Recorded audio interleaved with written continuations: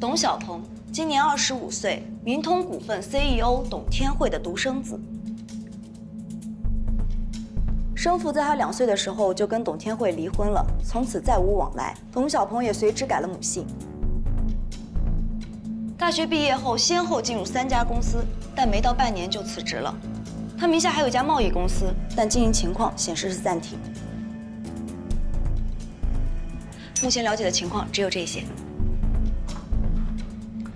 交警队那边有消息了吗？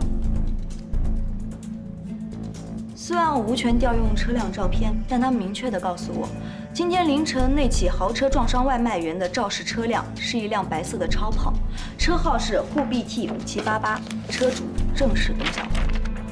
董小鹏涉嫌肇事逃逸，性质比较恶劣，警方也通知了他的家人，如果能找到他，希望他能自首。警方已经立案调查，对董小鹏进行全面搜捕。另外，警方也愿意咱们配合去找人。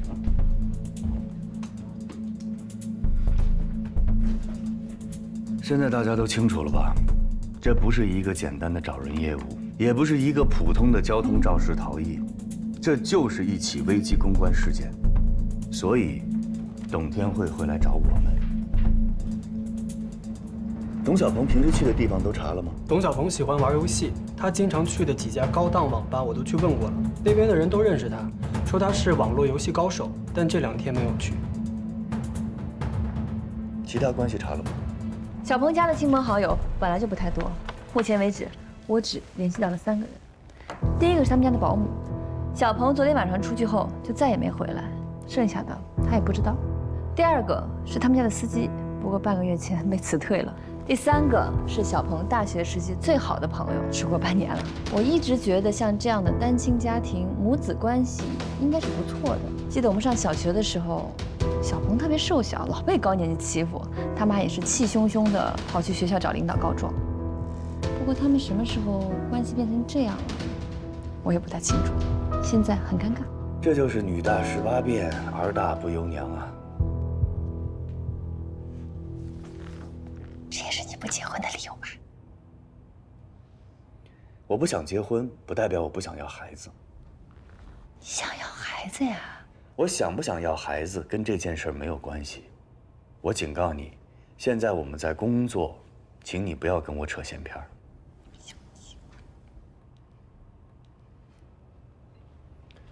各位，咱们最好在警察找到董小鹏之前找到他，不然我们会很被动。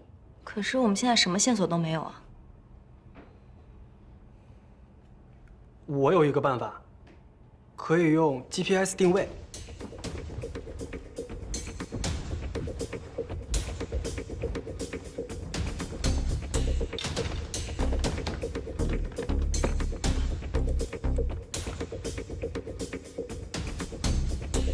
我可以用 GPS 定位反向追踪董小鹏常用的游戏账号，只要他上线，我这边就会有通知，然后根据 IP 地址就能查出他的下落。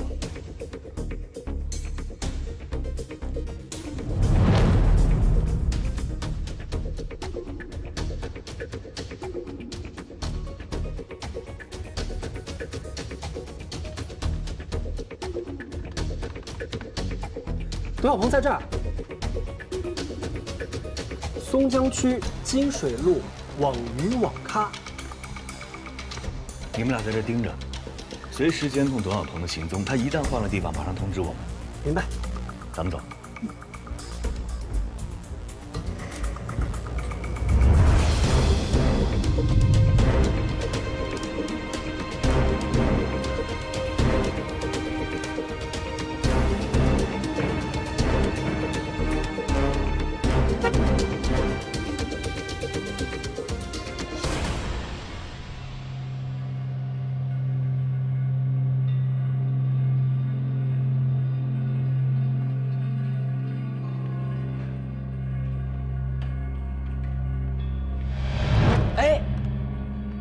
哎，江大林，你不是在国外吗？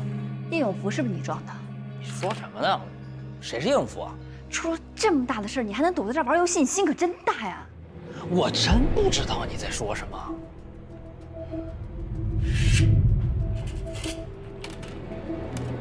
沪 B T5788，干什么？这辆车把人都撞飞了，你还有心在这玩游戏啊？你胡说什么？他什么时候飞了？他就是从那个助力车上睡。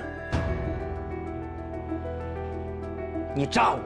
叶永福现在躺在医院里昏迷不醒，而且警方也一直在找你。你现在最应该做的事情就是把事情的来龙去脉跟我们说清楚。你谁呀？他叫魏哲，国内最著名的公关专家。你妈妈现在很着急，让我们来找你。多大点事儿？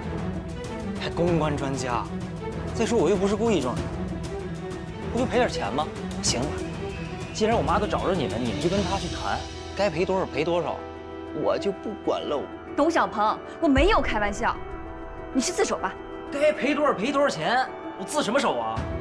你俩也是，该干嘛干嘛去，别打扰玩游戏啊！你干嘛？报警。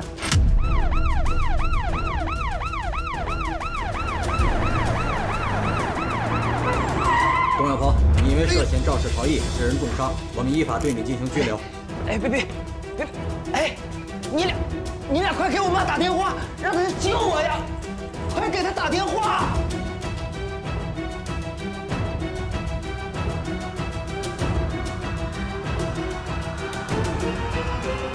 所以小鹏真的太过分了，他撞了人之后没打110，也没打120，不仅不把伤者送到医院，反倒是撒了一把钱扬长而去。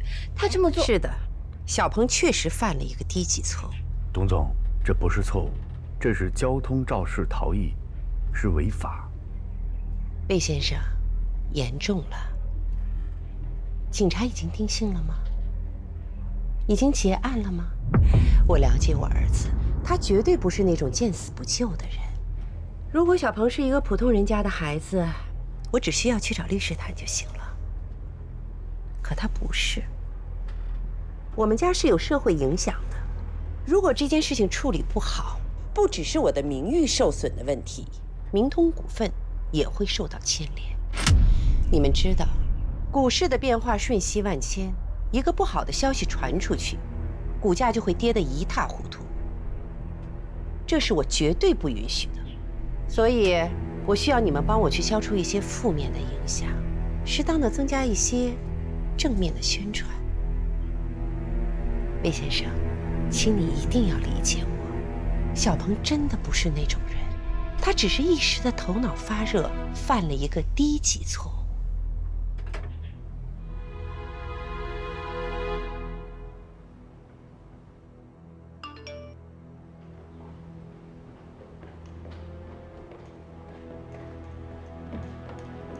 我约了你好几次，你都说你没空，晚上没有时间啊，请你吃个饭。哦，那个回微信。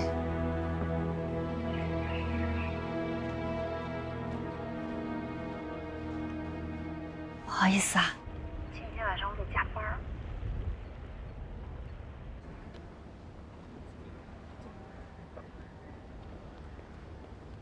好，我知道了。你师兄的电话吧？晚上有约会啊？我妈，天慧阿姨给我妈打电话了，说这个案子办成了，给我们的公关费翻倍。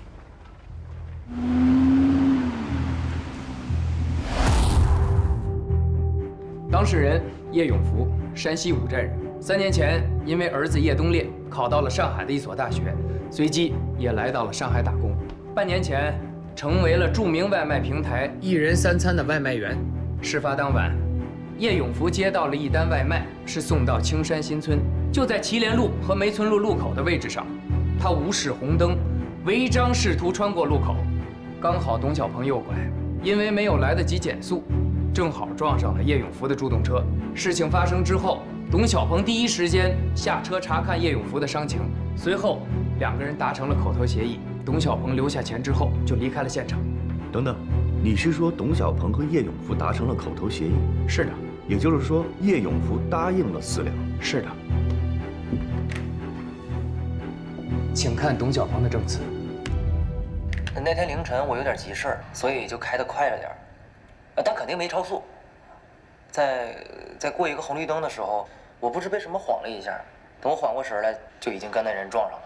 我一发现撞人了，我就赶紧下车看，我看他还能动，我就问他你怎么样，行不行？你要是不行，我赶紧开车送你去医院。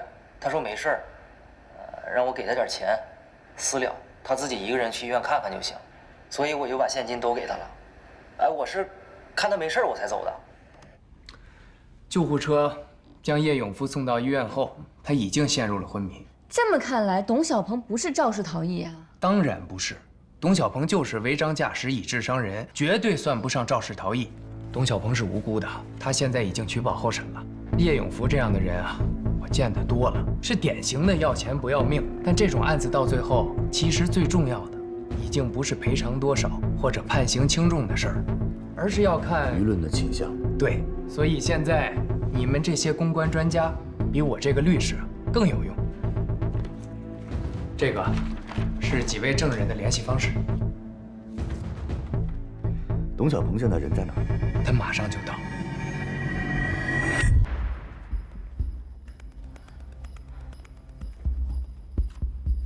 现在的情况呢，对你、对天慧阿姨都非常不利，所以魏哲建议，你虽然已经被放出来了，但必须保持低调，最好不要出门。为什么要躲呀？我是无辜的，我跟他已经私了了。我们现在面对的不是交通事故，是一起危机公关事件，是舆论对天慧阿姨、对明通股份的影响。你最好听我们的。放心，小鹏啊，一定会配合的。董小鹏，如果严律师说的属实，第一，叶永福违章在先；第二，就像你说的，你和叶永福是在私下达成了口头协议以后留下钱才走的，是这样吗？是啊。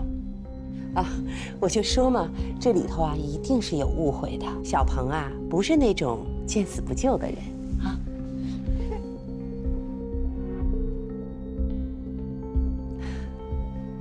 那好，我还有几个问题。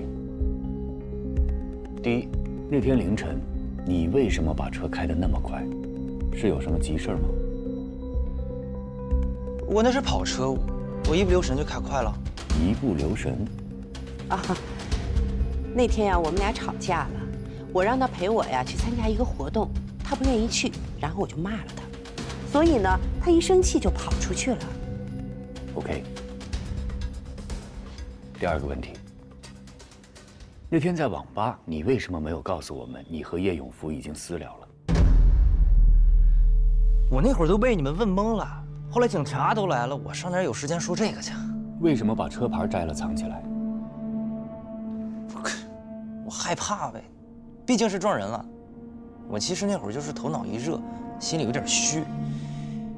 哎，我知道我错了，我以前干了挺多不靠谱的事儿，可是这次我是真的跟叶永福私了了，他同意了我才走的，你们得相信我呀。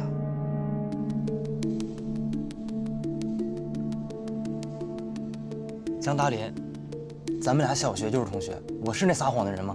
现在不是我们信不信的问题，而是你如何让大众相信你董小鹏没有撒谎。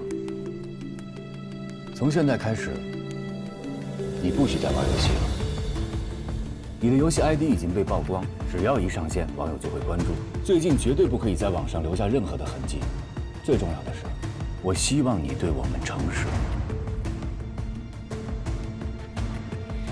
我们一定会全力配合的。当时的情况嘛，律师也问过了，记者也采访过了，现在你们又来问我。是这样，您是唯一的目击证人，您看到司机从车上下来后对受害者实施救助了吗？救助了，他当时就蹲在那个外卖员的旁边，不然我不好走的。能不能说得具体一点？当时司机拿着一摞钞票数给那个外卖员。那我想大概是2个人谈好价格了就没事了，谁晓得后来这个外卖员又昏倒过去了。谢谢你，刘东先生。不客气。我们到的时候，那个人是醒着的，眼睛是睁着，但意识已经不清楚了。哎，小刘，你过来一下。哎，我们上次接的那个被跑车撞的那个外卖员，他是不是醒着呢？好像是醒的。哦，对，是醒着的。当时他手里还抓着钱，这些问题都已经采访过了呀。你们去网上看新闻好了。